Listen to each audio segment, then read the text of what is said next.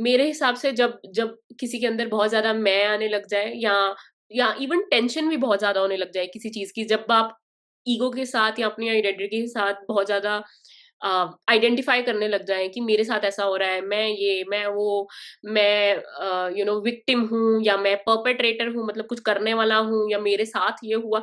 तो I think तब हाथ झुकाना अ, परमात्मा के सामने, या इवन जब मिरर वर्क करते हैं, जब हम साइकोलॉजी में अपने खुद की ही डिविनिटी के आगे, कि मैं सरेंडर करता हूँ, ये चीज मैं छोड़ता हूँ, मैं अपनी आइडेंटिटी भी सरेंडर कर रहा हूँ, मैं अपने से जो बड़ी, शायद मेरी ही बड़ी सेल्फ है, मैं हायर सेल्फ लोअर सेल्फ में इतना बिलीव नहीं करती हूँ, but it's the best way to put it, कि मैं उसी परमात्मा को नतमस्तक हूँ कि मेरी मदद करो।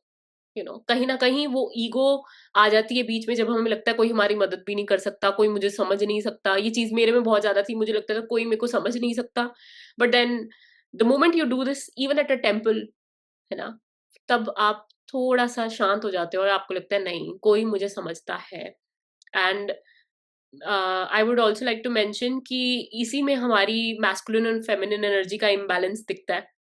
अगर हम किसी और के सामने तो क्या, अगर हम परमात्मा के सामने भी पूरी तरह सरेंडर नहीं कर पा रहे हैं ना, इसका मतलब कहीं ना कहीं ईगो है, कहीं ना कहीं ईगो की प्रॉब्लम है। और मैं ईगो को गलत तरीके से नहीं बोल रही हूँ। इट्स लाइक मैं कंट्रोल करना चाहती हूँ कोई आउटकम, किसी इंसान को, किसी चीज को जो मेरी लाइफ में हो रही है। अगर मैं उसको कंट्रोल करने की कोशिश कर रही हूँ ना, तो कहीं ना कहीं मेरी मैस्कुलिन एनर्जी हावी है, और मैं अच्छी तरह सरेंडर नहीं कर पा रही, रिसीव नहीं कर पा रही, और परमात्मा को ये नहीं कह पा रही कि जो आप कर रहे हो आई एक्सेप्ट इट। इसका मतलब मेरी फेमिनिन एनर्जी कहीं ना कहीं इम्बैलेंस्ड है, डिस्टॉर्टेड है।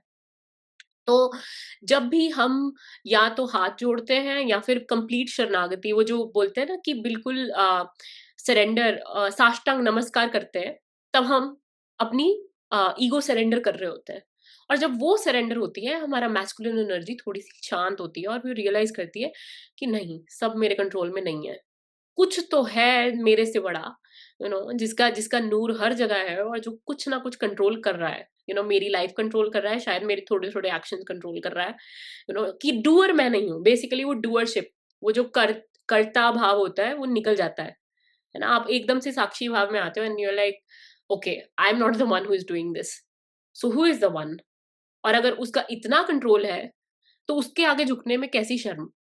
That is when you completely surrender, and then अपनी ईगो को गिव अप करते हो। तो this is I think the best way to do that. I'll also share about the wisdom hand maybe later. Would you like to add anything else first?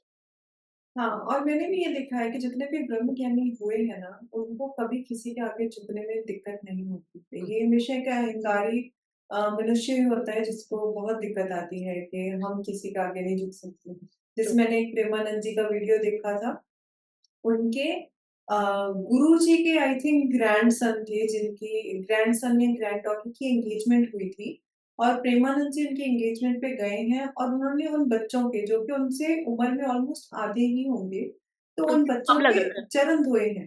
हम्म। चरण धोए हैं उनके, हम्म। क्योंकि वो उनको एक तो डिवाइन की तरह देख रहे हैं और दूसरा उनके मन में अपने गुरु के लिए रिस्पेक्ट इतनी थी कि उनको ये था कि ये मेरे गुरु के आगे फैमिली में से है, तो वो उनको भी वैसे ही देख रहे थे।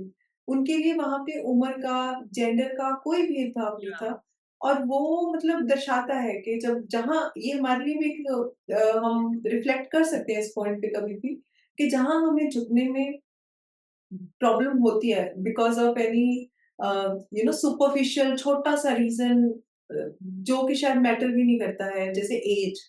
तो उसकी वजह से अ, तो वहाँ हमें झुकने में दिक्कत होती है, तो वो कहीं न कहीं हमें थोड़ा स्टेप बैक करके रिफ्लेक्ट करना चाहिए कि हम कहाँ पे अटके हैं, कहाँ हमारी ईगो बीच में आ रही है। हम्म। ऑब्वियसली अ, ग कहीं पे अधर्म का काम हो रहा है, कुछ अधर्म हो रहा है, तो वहाँ आपने नहीं झुकना। लेकिन जहाँ पे अ, अधर्म जैसा कुछ नहीं है, लेकिन आप अटके हो अपनी ईगो को लेके कि स्पाइसेस को लेके। ये जेंडर के आगे मैं नहीं झुकूँगा, ये एज के बंदे के मैं आगे नहीं झुकूँगा, इस कास्ट के बंदे के आगे मैं नहीं झुकूँगा। Yeah. वो प्योरली लाइक ईगो होती है। बिल्कुल, बिल्कुल, बिल्कुल, आई 110% अग्री कि जब तक हम ये रियलाइज़ नहीं करते ना कि दिस होल लाइफ, पूरी ज़िंदगी, चाहे आप 90 साल तक जिए, चाहे आप 60 तक जिए, चाहे आप 30 तक जिए, whatever this life is, it's all about becoming. आप धीरे-धीरे, धीरे-धीरे जो आपका हाईएस्ट पोटेंशियल है, आप वो बन रहे हो। और ये जिस मोमेंट तक आप ये शरीर नहीं त्यागते ना, आपको पता नहीं है कि आप क्या बनने के कैपेबल हो। बट आई थिंक उस 100% पोटेंशियल तक पहुंचने के लिए आपको कंप्लीटली एटलीस्ट इस ईगो को तो सरेंडर करना पड़ेगा कि मेरे पास सीखने के लिए कुछ नहीं है, या मेरे पास जानने के लिए कुछ नहीं है, या किसी और के पास मेरे को देने के लिए कुछ नहीं है। यू नो वहां कहीं ना कहीं हमने ये सोच लिया कि मैं शायद इतना बड़ा हो गया हूँ कि ना तो कोई मेरी बात समझ सकता है, ना कोई मेरे को सुन सकता है, ना कोई nobody can help me in any way whatsoever. और जब हमने वो एक हेल्प एक्सेप्ट करनी बंद कर दी, तो कहीं ना कहीं हम बहुत बड़ा ब्लॉकेज क्रिएट कर रहे हैं। कहीं न कहीं शायद हमारा ज्ञान इतना बढ़ गया है कि हमारे अंदर कंपैशन खत्म हो गया है खुद के लिए भी। हमें लग रहा है कि अच्छा, कोई मेरी बिना मतलब के मदद नहीं करेगा, यू नो और या फिर मुझे लग रहा है कि शुरू से लेके अब तक अगर मेरी किसी ने मदद नहीं की, तो अभी मुझे मदद नहीं चाहिए। These are also the lessons that I have learned on my journey.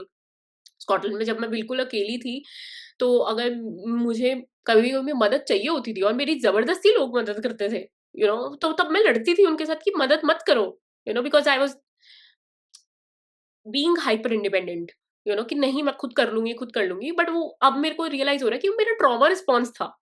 तो कहीं न कहीं मेरी ईगो इस आइडेंटिटी के साथ जुड़ गई हुई थी कि मुझे मदद नहीं चाहिए, कोई मेरी बिना मतलब के मदद नहीं करेगा, बट लोगों ने करी। और आई थिंक वो मेरा सबसे बड़ा लेसन था इसी चीज़ में कि इस चीज़ में भी विनम्रता ज़रूरी है, थोड़ा ट्रस्ट ज़रूरी है ना? कि शायद ये काम मुझसे अकेले नहीं हो सकता है, शायद किसी की ब्लेसिंग से हो जाए, और उस ब्लेसिंग के लिए भी आपको झुकना पड़ेगा, है ना?